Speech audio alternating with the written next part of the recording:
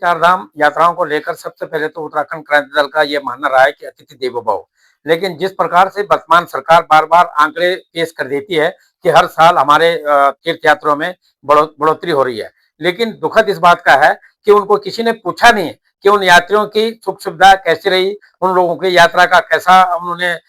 यात्रा का रास्ता कैसे उनको लगा, इस प्रकार में किसी ने उनको पूछा आज तक नहीं है। लेकिन जहाँ तक मेरा मानना है, मैं ये समझ सकता हूँ कि अभी तक कहीं भी कोई व्यवस्था सरकार की तरफ से चाक-चौबंद नहीं है और जिन बातों को हम बार-बार लेकर कहते हैं कि यात्रा के लिए जो उन्होंने सुलभ मार्ग, सुलभ व्यवस्था, सुलभ शौचालय, सुलभ ठहरने की व्यवस्था, ये जगह-जगह पर नहीं है और रास्ते जो बरसात में पिछले बरसात को निकले हुए कम से कम 6 महीना हो गए हैं, अभी तक उन रास्तों का भी उन्होंने ठीक से निर्माण नहीं किया है। तो कुल मिलाकर के हमें एक बार पुनः सरकार से ये चेतावनी देते हैं कि आप सिर्फ आंकड़े मत दो, कागजों में मत करो, बल्कि धरातल पर उतरो और धरातल पर उतरकर यात्रियों की सुख सुविधा और यात्री का जो रजिस्ट्रेशन से लेकर के उनकी संपूर्ण व्यवस्था पर ध्यान दें।